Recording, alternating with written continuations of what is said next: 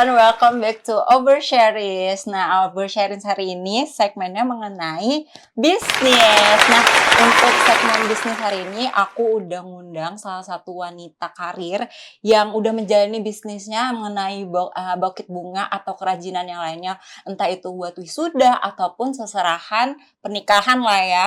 Boleh kita langsung sambut aja kali ya Bunda Tati. Halo Bunda, apa kabar Bunda hari ini? Alhamdulillah baik. Boleh dong dikenalin dulu ke teman-teman semua Bunda ini siapa? Mungkin nama Bunda sendiri juga boleh, kesibukan Bunda ini kali ini tuh ngapain aja? Oke.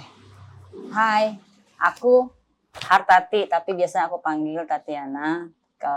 Aku nih sebenarnya dulunya memang seorang pembisnis, tapi ketika itu aku bisnis di bidang elektronik ya. Elektrik, yaitu berkolaborasi dengan PT Telkom. Namun sejak banyak perubahan-perubahan, akhirnya secara otodidak saya melakukan banyak daur ulang ya yang bisa menjadikan hasil karya. Nah, dari mulai kalau tidak salah itu dari 2019. Setelah COVID, saya berusaha untuk mencari kesibukan yang produktif.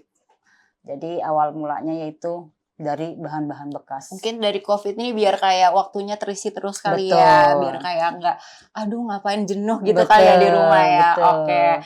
Nah, aku boleh tahu nggak sih bisnis Bunda ini kan tadi Bunda sempat mention udah mulai tahun 2019.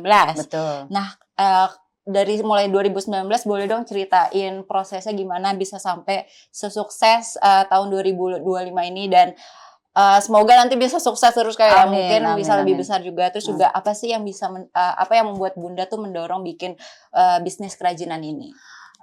Awal mulanya ya kebetulan ketika itu Bunda cerita sedikit sebentar boleh, ya. Boleh. Karena kan masa COVID itu ya. Masa COVID itu kan kita masa yang benar-benar kita tuh terkukung ya. Benar. Di dalam rumah. Kebetulan ketika itu jadi Bunda tuh terpisah dari anak sama suami. Nah, sedangkan Bunda sebenarnya rumah ada di Bandung ya. Jadi Bunda sendiri, suami anak di Jakarta, ada yang di Jawa gitu. Bisa kan. Semua. Jadi apa ya kesibukan yang bisa aku nggak jenuh gitu kan. Awal mulanya itu dari karena ketika itu COVID orang pada sibuk dengan tanaman. Oh iya ya, benar. Kan booming tuh ya. Juga ya, tanaman karena mencari kesibukan. Iya. Nah, dari situlah Bunda melihat sesuatu, kok ini bisa ya dijadikan kayak pot bunga gitu ya.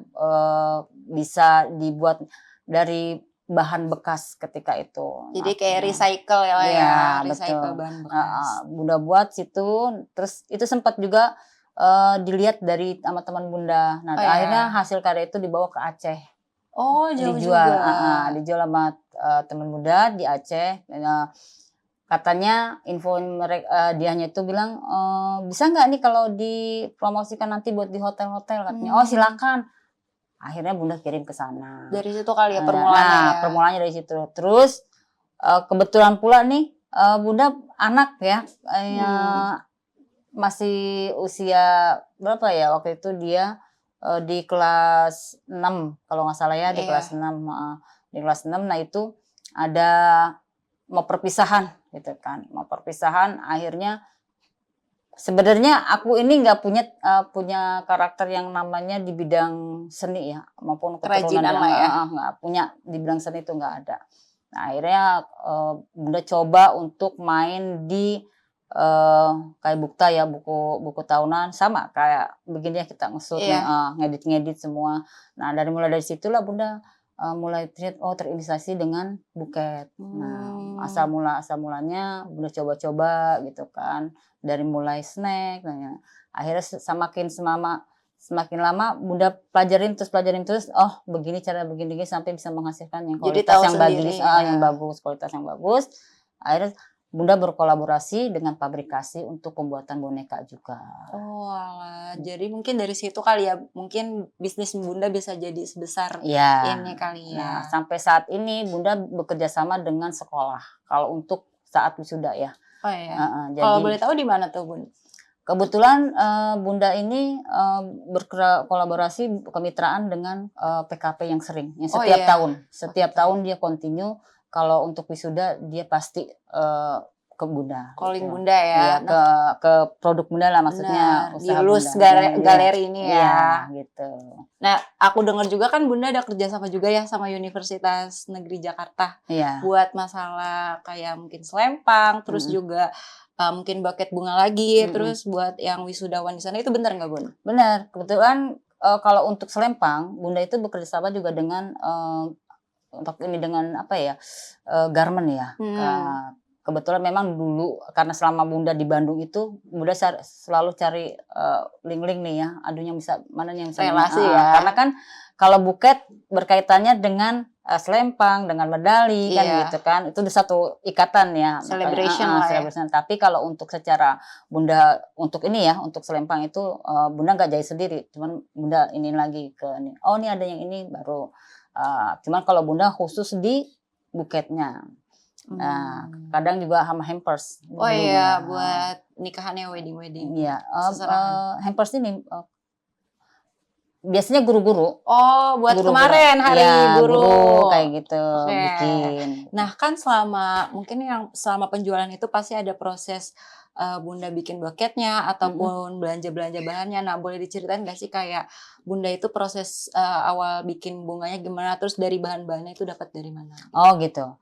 Kalau untuk bunga, awal pertama beli bunga itu langsung ke Surabaya. Oh iya. Karena di Surabaya itu infonya lebih murah gitu kan, dibanding kalau kita karena aku udah survei ya, yang kan pusatnya di Jakarta itu adalah di Mangga 2. Tapi harganya memang lebih tinggi ya. Jauh ya, beda lebih jauh. Ya, karena Bunda sendiri kan butuhnya partai banyak. Iya sih. Iya kan, partai banyak belilah Bunda ke Surabaya gitu. Tapi dia memang nanti kita pesen berapa lusin atau ini dikirim. Langsung borong ya Langsung dari borong, Surabaya. ya.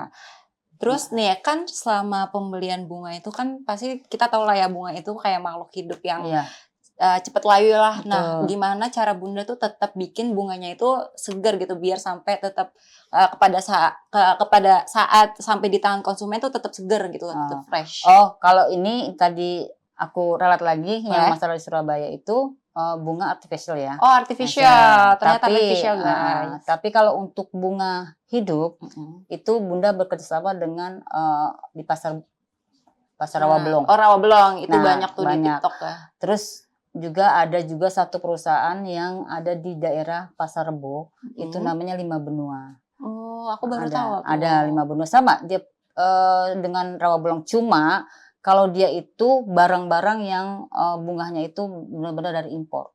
Jadi kalau buat impor, aku nyarinya ke situ. Oh, iya. Tapi kalau yang untuk di lokal-lokal yang maksudnya harganya enggak, ini aku ke Rawabelong. Jadi disesuaikan kondisinya gimana Bunda butuhnya yang mana gitu ya. Nah, kalau untuk bunga itu bisa seger, itu ada tips. Sebenarnya Bunda juga nanya ya, sebelum Bunda memulai itu, Bunda nanya sama orang-orang tukang bunga itu, apa sih biar cepet. Iya, masih fresh gitu ya. Ternyata ketika kita beli bunga itu ya, itu bunga itu airnya bersih, diberi ada yang udah jadi ya, semacam bubuk yang udah jadi. Atau kalau kita secara tradisional itu kita butuh lemon, gula putih, kayak bikin minuman ya, sama bakelin.